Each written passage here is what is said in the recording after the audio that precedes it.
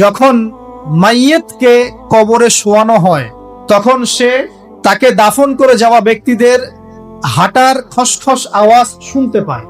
এরপরে তাকে যখন শুইয়ে দেওয়া হয়, সে যদি মুমিন ব্যক্তি হয় তাহলে তার মাথার দিকে তার সালাত এসে দাঁড়িয়ে যায়। দুনিয়াতে আপনি যে নামাজগুলো পড়েছেন, আমি যে নামাজগুলো পড়ছি, এগুলো মাথার দিকে দাঁড়িয়ে যায়। ডান দিকে চলে আসে তার সওম, সওম মানে কি? রোজা। বাম দিকে চলে আসে যাকাত, তারপরে পায়ের দিকে চলে আসবে তার আত্মীয়তার সম্পর্ক রক্ষার ইবাদত, তার এই যে অন্যান্য দান সদকা, তার নফল আমল, তার তাসবিহ তাহলিল, তার কোরআন তেলাওয়াত ইত্যাদি পায়ের দিকে চলে আসবে। এখানে একটা হাদিস এসেছে, সূরাতুল মুলক যে ব্যক্তি রাতের বেলা তেলাওয়াত করবে, কোন সূরা ভাই? তাবারাকাল্লাযী বিয়াদিহিল মুলক ওয়া হুয়া আলা কুল্লি শাইইন কাদির। এই সূরা যে ব্যক্তি রাতের বেলা করে তেলাওয়াত করবে, ইনশাআল্লাহ সূরা মুলক কবরে তার সাথে থাকবে এবং কবর আযাব থেকে সূরা মুলক তাকে বাঁচাবে ইনশাআল্লাহ। আমি বুঝাচ্ছি যে কি অবস্থাটা হবে। এবার দুজন ফেরেশতা মাথার দিক থেকে আসবেন, আসতে চাইবেন, সালাত বলবে এখান দিয়ে আসা যাবে না, এদিক দিয়ে আসা যাবে না। ডান দিক দিয়ে আসতে চাইবেন, এদিক দিয়ে আসা যাবে না। বাম দিক দিয়ে আসতে চাইবেন, যাকাত বলবে এদিক দিয়ে আসা যাবে না। পায়ের দিক দিয়ে আসতে চাইবেন, আমলগুলো বলবে এদিক দিয়ে আসা যাবে না। তখন যাই হোক তারা আসবেন। এটা কথা কি? এটা কথাটা হচ্ছে যে সালাতের গুরুত্ব, মানে সে সালাত আদায় করেছে, সে আমার হক আদায় করেছে, আমি তার পক্ষে আছি, এটা পক্ষে বোঝাচ্ছে। রোজা বলবে আমি ওর পক্ষে আছি, তাকে আপনি কোনো শাস্তি দিবেন না, আমি তার পক্ষে আছি। আপনারা দুজন তাকে শাস্তি দিবেন না, আমি যাকাত তার পক্ষে আছি, এটা পক্ষে থাকার কথা। তারপরেও তারা আসবেন, চোখগুলো হবে নীল এবং কালো বর্ণ, নীলাপ চোখের কালো। মুনকার নাকি? উঠে বসিয়ে দেওয়া হবে। এবার তিনটা প্রশ্ন। প্রথমে প্রশ্ন হচ্ছে কি, মান রব, তোমার রবকে? তখন মুমিন বান্দা বুক ফুলিয়ে বলবে রব্বি আল্লাহ, আমার রবকে আল্লাহ। পৃথিবীতে যে ব্যক্তি আল্লাহর সাথে শিরিক করে নাই, আল্লাহ তাওহীদের উপর থেকেছে এবং তার উপরে মৃত্যুবরণ করেছে, ইনশাআল্লাহ সে ব্যক্তি এর উত্তর নির্দ্বিধায় দিতে পারবে ইনশাআল্লাহ। আর দুনিয়াতে যে বা যারাই আল্লাহর সাথে শিরিক করবে, আল্লাহর সাথে শিরকের পাপে লিপ্ত হবে, ওই অবস্থায় মারা যাবে, তাওহীদের উপর থাকবে না, কোশ্চিন কালেও মান রব্বুক উত্তর দিতে পারবে না। তারপরে প্রশ্ন হয়ে যাবে মা দীনুক, তোমার দিন কি ছিল? মুমিন বান্দা উত্তর দিবে কি? দিন ইয়ান ইসলাম, আমার দিন ছিল ইসলাম। এখানে শুনে রাখেন, পৃথিবীতে যারা ইসলামকে পরিপূর্ণ রূপে পালন করবে তারাই এই উত্তর দিতে পারবে ইনশাআল্লাহ। যারা ইসলামকে ঠাট্টা বিদ্রুপের হাসি তামাশার পাত্র বানিয়েছে, মন চাইলে কিছু করি, মন চাইলে কিছু করি না, সহজগুলো একটু আমল করি, বাকি কিছুর আমল ধারি না, হ্যাঁ, নামাজ পড়ি, সুদ ছাড়তে পারি না, ঠিক আছে, বছর বছর উমরা করি, এদিকে ঘুষ দুর্নীতি ছাড়তে পারি না, ইসলামকে ঠাট্টা তামাশার পাত্র বানিয়েছে, এরা কোশ্চিন কালে উত্তর দিতে পারবে না মা দিন দিনে পরিপূর্ণরূপে ইসলামে প্রবেশ করতে বলেছেন আল্লাহ রাব্বুল আলামিন। যারা পরিপূর্ণরূপে ইসলামে প্রবেশ করবে এবং ইসলামের প্রতিটা মৌলিক বিধান মেনে চলবে, ইনশাআল্লাহ তারা এর উত্তর দিতে পারবে। এরপরে আসবে তৃতীয় প্রশ্ন। নবী সাল্লাল্লাহু আলাইহি ওয়াসাল্লামকে দেখানো হবে। যখন দেখানো হবে তখন সূর্য যখন ডুবে যায়, যে দৃশ্যটা আমরা দেখতে পারি না, ওই দৃশ্যটা ভেসে উঠবে এবং মুমিন বান্দা অস্থির হয়ে যাবে, বলবে আমাকে ছেড়ে দাও, আমি নামাজ পড়বো। সুবহানাল্লাহ। কারণ তার কাছে মনে হবে যে আসরের ওয়াক্ত হয়ে গেছে, আসরের ওয়াক্ত চলে যাচ্ছে, আমাকে নামাজ পড়তে হবে। চিন্তা করেছেন? ওই যে একটা হাদিস আছে না, যে 7 শ্রেণীর মানুষকে আল্লাহ রাব্বুল আলামিন আরশের ছায়া দিবেন, তার মধ্যে এক শ্রেণীর মানুষকে যার অন্তর মসজিদের সাথে ঝুলে থাকে, তার মন মসজিদের সাথে ঝুলে ছিল, এই সূর্য ডুবে গেল বলে আমাকে ছেড়ে দাও, আমি নামাজ পড়তে যাব। তখন ফেরেশতারা বলবেন তোমাকে নামাজ পড়তে দেয়া হবে, তবে তার আগে তুমি এর উত্তর দাও। কি উত্তর? এই ব্যক্তির দিকে তাকাও। তখন নবী সাল্লাল্লাহু আলাইহি ওয়াসাল্লামকে দেখানো হবে, সাল্লাল্লাহু আলাইহি ওয়াসাল্লাম দরুদ পড়বেন, বলা হবে যে এই ব্যক্তির সম্পর্কে তোমার কি ধারণা? মান হাযা রাজুলু বুইসা ফীকুম, এই ব্যক্তি কে, যাকে তোমাদের কাছে পাঠানো হয়েছিল? মুমিন ব্যক্তি নির্দ্বিধায় বলে দিবে যে তিনি হচ্ছেন আমার নবী মুহাম্মদুর রাসূলুল্লাহ সাল্লাল্লাহু আলাইহি ওয়াসাল্লাম। দেখুন, পৃথিবীতে যে বা যারাই নবী সাল্লাল্লাহু আলাইহি ওয়াসাল্লামের সুন্নতের উপর আমল করবে, ইনশাআল্লাহ সে তার উত্তর দিতে পারবে। দুনিয়াতে যারা নবীর সুন্নতের 5 পয়সা পরোয়া করছে না, তার আদর্শের 5 পয়সা দাম দিচ্ছে না, তারা কোশ্চিনকালে উত্তর দিতে পারবে না। নাম হতে পারে আব্দুর রহমান, আব্দুর রহিম, নবীর সুন্নতের ধার ধারে না, তারা উত্তর দিতে পারবে না। নবীর সুন্নতের গুরুত্ব কত গভীর, এটা আমাদেরকে এখান থেকে বুঝতে হবে। তাই প্রিয় যুবক ভাইরা, মুসলিম ভাইরা, আমাদের জীবনটাকে নবীর আদর্শ এবং সুন্নতে ঢেলে সাজাতে হবে। সকাল থেকে সন্ধ্যা পর্যন্ত প্রতিটা কাজ করবো কার তরিকায়? রাসূলের তরিকা। নামাজ পড়বো তার তরিকায়, রোজা, সিয়াম, হজ, যাকাত, আমল, মুআমালাত, আখলাক সব কার তরিকায়? নবী সাল্লাল্লাহু আলাইহি ওয়াসাল্লামের তরিকা অনুযায়ী ইনশাআল্লাহ। আল্লাহ পাক তৌফিক এনায়েত করুন, আমিন। এবার ফেরেশতা দুজন জিজ্ঞাসা করবেন অবাক হয়ে যে তুমি কিভাবে এটা জানলে? তুমি কিভাবে এই 3টা প্রশ্নের উত্তর দিতে পারলে? কারণ বেশিরভাগ মানুষ তো উত্তর দিতে পারবে না, বেশিরভাগ মানুষই এই উত্তর দিতে পারবে না। কারণ কিয়ামতের মাঠে 1999 জন মানুষ জাহান্নামে যাবে, নাউজুবিল্লাহ। তো এটা কঠিন পরীক্ষা। আল্লাহ রাসূল সাল্লাল্লাহু আলাইহি ওয়াসাল্লাম বলেছেন যে নিশ্চয়ই তোমাদেরকে এখানে পরীক্ষায় ফেলা হবে, আর তোমরা যদি এই পরীক্ষা জেনে তোমাদের মৃতদেরকে দাফন করা থেকে বিরত না থাকতে, তাহলে আমি তোমাদেরকে শুনিয়ে দিতাম কবরে কেমন পরীক্ষা হয়। মানে যদি আমরা শুনতে পারতাম যে কবরে কেমন পরীক্ষা হয়, আমরা ভয়ে আমাদের মৃতদেরকে দাফন পর্যন্ত করতাম না। এটা নবীজি বলছেন সাল্লাল্লাহু আলাইহি ওয়াসাল্লাম। তাকে জিজ্ঞাসা করা হবে যে তুমি কিভাবে জানলে এটা? বেশিরভাগ মানুষ তো পারে না উত্তর দিতে। তখন সেই ব্যক্তি বলে বসবে, সেই ব্যক্তি বলবে যে করাতু কিতাব আল্লাহ, আমি আল্লাহর কিতাব এই কোরআন পড়েছি। মুমিন বলবে আমি আল্লাহর কোরআন পড়েছি, ফাআমানতু বিহি, আমি এর উপর ঈমান এনেছিলাম, ওয়া সাদ্দাকতু, এবং সত্যায়ন করেছিলাম। সুবহানাল্লাহ। অতএব দুনিয়াতে যারা দ্বীনের জ্ঞান অর্জন করছে না, কোরআন পড়ছে না, হাদিস পড়ছে না, পড়াশোনার চেষ্টা করছে না, জানার চেষ্টা করছে না, কবরে পার পাওয়া ডিফিকাল্ট আছে। এটা একটা অন্যতম প্রশ্ন। আমরা কিন্তু মনে করি 3টা প্রশ্ন হচ্ছে, আসলে প্রশ্ন হচ্ছে কয়টা? 4টা। 3টার পরে আরো একটা এক্সট্রা। কিভাবে জানলে? তখন উত্তর দিচ্ছে আমি আল্লাহর কিতাব পড়েছি, ঈমান এনেছি, সত্যায়ন করেছি। সুবহানাল্লাহ। নবী সাল্লাল্লাহু আলাইহি ওয়াসাল্লাম হাদিসের পরের অংশে বলছেন যে যখন কাফের বান্দাকে উঠানো হবে, তখন ডানেও কিছু নাই, বামেও কিছু নাই, সামনে পিছনে কিচ্ছু নাই। মাথার দিক থেকে ফেরেশতারা চলে আসবেন, উঠিয়ে বসানো হবে, প্রশ্ন করা হবে কে তোমার রব? একটাই উত্তর, লা আদরি, আমি জানি না। নাউজুবিল্লাহ। কি তোমার দিন? লা আদরি, আমি জানি না। এই যে আল্লাহর তো খবর নাই, আল্লাহ পাকের বিধান মেনে চলার কোনো খবরই নাই, পরোয়াই নাই। সে জানবে কিভাবে ইসলাম কি জিনিস? সে জানবে কিভাবে আল্লাহ কি জিনিস? ও তো আল্লাহকে চিনেই না। দিব্যি বলে বেড়াচ্ছে মহাবিশ্ব সৃষ্টি হয়েছে বিগ ব্যাং থেকে, আল্লাহ বলে কেউ নাই। মানুষ সৃষ্টি হয়েছে বান্দর থেকে, নাউজুবিল্লাহ। ওই যে ডারউইনের মতবাদ, কি থিওরি অফ এভলিউশন নাকি? হ্যাঁ, তাই তো মনে হয়। অনেকদিন আগে পড়ছি ভাই, ভুলে গেছি। তো যাই হোক, মানুষ তো আল্লাহকে চিনছে না। এখনো মানুষ মনে করছে যে আল্লাহ বলতে কেউ নাই। এবং এই মুক্ত চিন্তার নামে, বাক স্বাধীনতার নামে নাস্তিকতার যে চর্চাটা বেড়েছে বাংলায়, এটা আশঙ্কাজনক। বড় বড় বিশ্ববিদ্যালয় থেকে পড়ে আসছে, অনেক সময় দেখলাম বড় বিশ্ববিদ্যালয়ের প্রফেসর, সে বলছে যে মহাবিশ্ব বিগ ব্যাং দিয়ে সৃষ্টি হয়েছে, সৃষ্টিকর্তা নাই এখানে। তো মুসলিম বিজ্ঞানীর একটা কথা বলতেন যে মানুষ বিজ্ঞান সম্পর্কে অল্প জানলে নাস্তিক হয়ে যায়, আর অনেক গভীর জ্ঞান অর্জন করলে আল্লাহর কাছে আত্মসমর্পণ করে।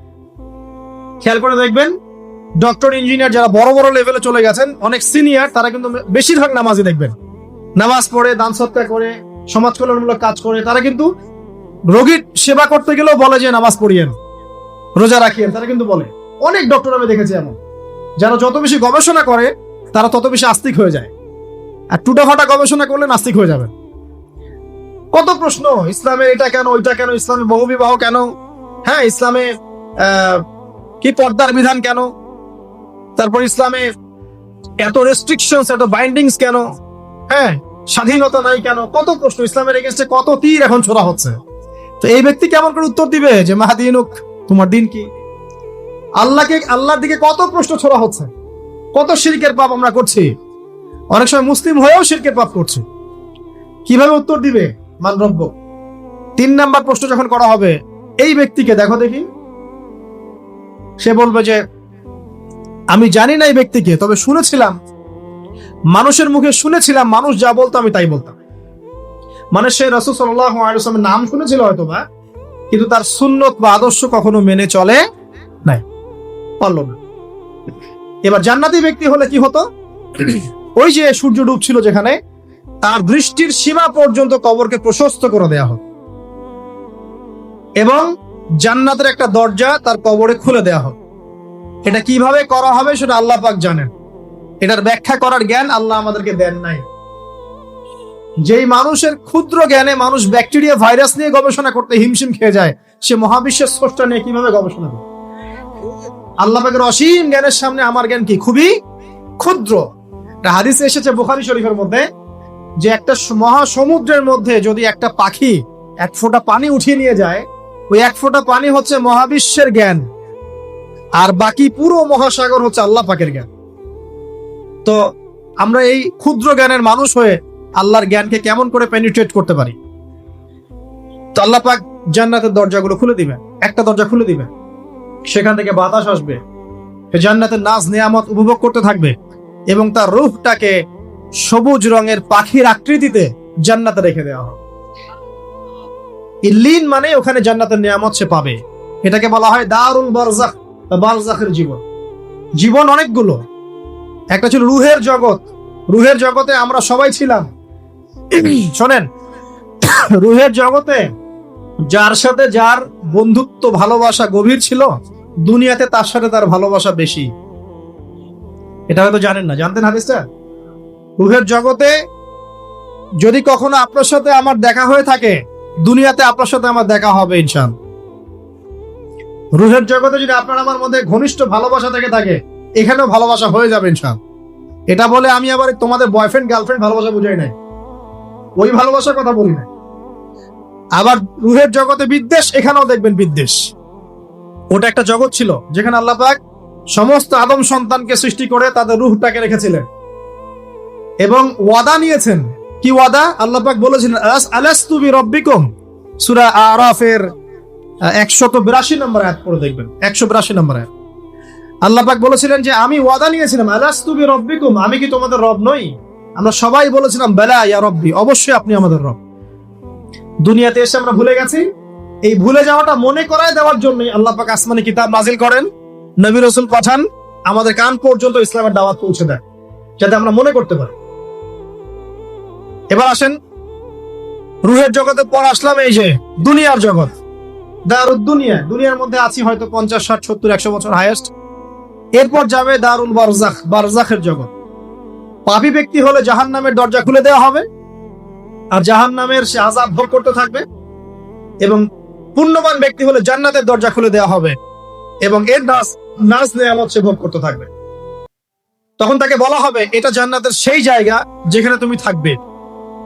এটা দেখার সাথে সাথে, শোনার সাথে সাথে তার যে খুশি উৎফুল্ল তার অনেক বেড়ে যাবে এবং সে কি করবে জানেন? সে পৃথিবীতে ফিরে আসতে চাইবে। সে বলবে আমাকে আমার পরিবার বর্গকে জানাতে দেন, আমাকে আমার পরিবার বর্গকে জানাতে দেন যে আমি ভালো আছি। তখন ফেরেশতারা তাকে বলবেন যে এটা সম্ভব না, তোমার এবং তাদের মাঝে দারুল বারজাখ আছে, তুমি এটা ভেদ করে যেতে পারবে না। তখন তার আত্মাটাকে ইল্লিনে দেওয়া হবে, একটা সবুজ পাখির আকৃতিতে জান্নাতে ঘুরে বেড়াবে ইনশাআল্লাহ। আর যদি জাহান্নামী হয়, তাহলে যে বললাম দরজা খুলে যাবে, জাহান্নামের মর্মান্তিক আযাব তার দিকে আসতে থাকবে। কবর সংকুচিত হয়ে আসবে এমন ভাবে যাতে তার বাম পাজর ডান পাজরের ভিতরে এইভাবে ঢুকে যাবে, নাউযুবিল্লাহ। এবং এই আযাব চলতে থাকবে ইলা ইয়াউমি ইউবআসুন, পুনরুত্থানের দিন পর্যন্ত। এখন এই যে হাদিসটা আপনারা শুনলেন, এই হাদিসটা ব্যক্তি কেন্দ্রিক নয় কি? এখানে তিনটা বিষয় আপনাকে ফোকাস করতে হবে আমাদেরকে। এক, তাওহীদ, আল্লাহ পাকের তাওহীদ। দুই, রিসালাত, রাসূলুল্লাহ সাল্লাল্লাহু আলাইহি ওয়াসাল্লামের রিসালাত। এবং আখিরাত, পরকাল। এই তিনটা বিষয় খুব স্বল্প কথায় বলছি। দেখুন, তাওহীদ কি? আল্লাহ পাকের একত্ববাদ। এক আল্লাহকে আপনি সৃষ্টিকর্তা মানবেন, রিজিক দাতা মানবেন, পালন কর্তা মানবেন, সন্তান দাতা, ভালো মন্দের মালিক, সমস্ত কিছুর মালিক কে? আল্লাহ। আল্লাহ আল্লাহ আমাকে বাঁচিয়ে রেখেছেন, আল্লাহ আমাকে মৃত্যু দিবেন, আল্লাহ আমাকে রিজিক দেন, আল্লাহ আমাকে সন্তান দিবেন, আল্লাহ আমার ভালোর মালিক, আল্লাহ মন্দের মালিক, আল্লাহ সমস্ত কিছুর মালিক। এই কনসেপ্ট পরিষ্কার থাকবে, লা ইলাহা ইল্লাল্লাহ পরিষ্কার থাকবে। সমস্ত বিষয় কার পক্ষ থেকে? আল্লাহর পক্ষ থেকে। এই তাওহীদ, শর্ট সংক্ষিপ্ত কথায় বললাম তাওহীদ। এর মধ্যে তিনটা ক্লাসিফিকেশন আছে: রুবুবিয়্যাত, উলুহিয়্যাত, আসমা ও সিফাত। এটা আপনারা কিতাবুত তাওহীদ বই থেকে পড়ে নিন। সংক্ষেপে বলে দেই, রুবুবিয়্যাত আল্লাহ পাকের সমস্ত বিষয়গুলো তার দিকে সম্বন্ধ করা, সৃষ্টিকর্তা, পালনকর্তা, রিজিক দাতা সব। নবী সাল্লাল্লাহু আলাইহি ওয়াসাল্লাম এশার নামাজ পড়েছেন। কিসের নামাজ? এশার নামাজ পড়ে কাবা ঘরের পাশে হাতিম আছে, কাবার হাতিম, হাতিমের উপর তিনি শুয়ে আছেন ডান কাত হয়ে। ডান কাতে শোয়া সুন্নত। ডান কাতে শুয়ে আছেন, তন্দ্রা ভাব, পরিপূর্ণ ঘুম আসে নাই। নবীদের কিন্তু ঘুম নাই। নবীদের ঘুমটাও কিন্তু, নবীদের ঘুমের মধ্যে যা আসে আল্লাহর পক্ষ থেকে সেটা ওহী। নবীদের দেহ ঘুমায়, অন্তর কিন্তু ঘুমায় না, মনে রাখবেন। নবীদের কি ঘুমায় না? কলব, অন্তর কিন্তু ঘুমায় না, মনে রাখবেন। এবার তিনি শুয়ে আছেন, হঠাৎ দুইজন ফেরেশতা আসলেন। কয়জন ভাই? একজন জিবরাইল আলাইহিস সালাম, একজন মিকাইল আলাইহিস সালাম। এসে নবী সাল্লাল্লাহু আলাইহি ওয়াসাল্লামকে আস্তে করে জাগিয়ে দিলেন। জাগিয়ে নবী সাল্লাল্লাহু আলাইহি ওয়াসাল্লামকে হাত ধরে নিয়ে যাচ্ছেন। কোথায়? পাশেই জমজম কূপের পাশে। পাশে জমজম কূপ আছে, দেখেছিলেন না? যারা হজ উমরা করে আসছেন হয়তো দেখতে পারবেন। এই জামজাম আগের মতো তো আর নাই, একটা আইডিয়া পাবেন আর কি। জামজাম কূপের পাশে নিয়ে গিয়ে নবী সাল্লাল্লাহু আলাইহি ওয়াসাল্লামকে আবার আস্তে করে শুয়ে দেওয়া হলো। এই যে পুরো ঘটনাগুলো ঘটে যাচ্ছে না, এগুলো কিন্তু মুহূর্তে ঘটে যাচ্ছে। মানে এই পুরো বিশাল ঘটনা ঘটে যাওয়ার পর দেখা যাবে ওই অজুর পানি কেবল গড়িয়ে গড়িয়ে যাচ্ছে, এখনো শেষ হয়নি। মানে সময় কে নিয়ন্ত্রণ করে? পৃথিবীর সময়ের ফ্রেম আর আল্লাহ পাকের টাইম ফ্রেম এক নয়। আল্লাহ পাকের টাইম ফ্রেম টোটালি ডিফারেন্ট, আমাদের টাইম ফ্রেম আলাদা, মনে থাকবে। এখানে কিন্তু অনেক নাস্তিক অনেক প্রশ্ন করতে পারে। এবার শুয়ে দেওয়ার পর নবী সাল্লাল্লাহু আলাইহি ওয়াসাল্লামের বুকটাকে একদম এই গলার নিচ থেকে নিয়ে যেখানে লোম উঠে, নাভি, এই নাভি পর্যন্ত চিরে দেওয়া হয়েছে, জীবিত অবস্থাতেই, জীবিত অবস্থাতেই।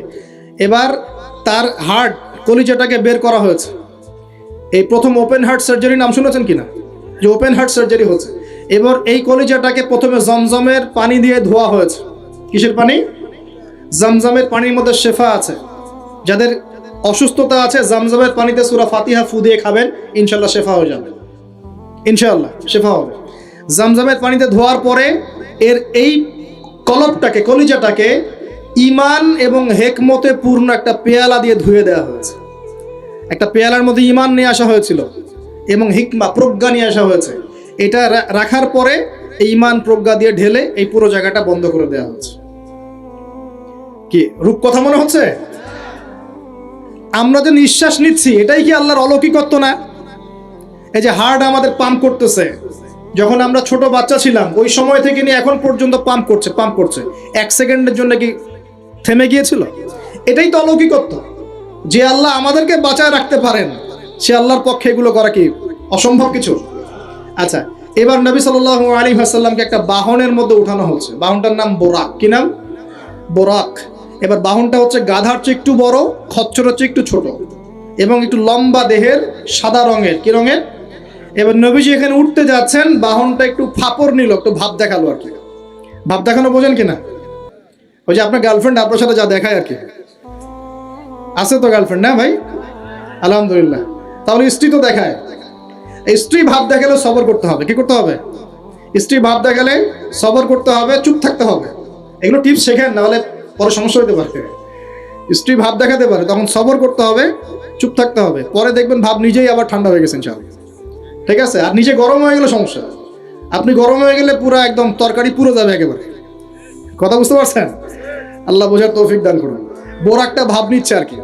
এখন বোরাককে জিবরাইল আলাইহিস সালাম বলছেন, এই শোনো, তোমাকে সৃষ্টি করার পর থেকে, ভালো করে শোনেন, তোমাকে সৃষ্টি করার পর থেকে মুহাম্মদ সাল্লাল্লাহু আলাইহি ওয়াসাল্লামের চেয়ে শ্রেষ্ঠ কোনো মানুষ তোমার গায়ে পা দেয় নাই।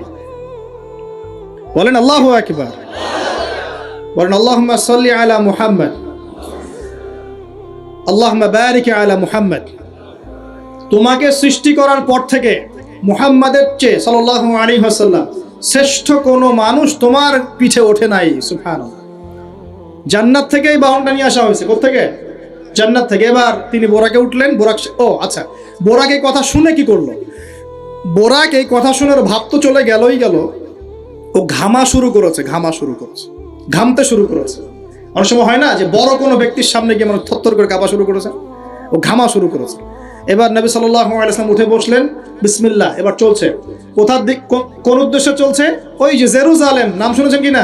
ওরাই তারা, আমি তো বারবার বলি, আপনারা বিশ্বাস করেন না অনেকেই, এরাই তারা যারা দাজ্জালকে অনুসরণ করবে, দেখে নিয়েন সামনে, এবং এদেরকে নিয়ে দাজ্জাল বিশ্বটাকে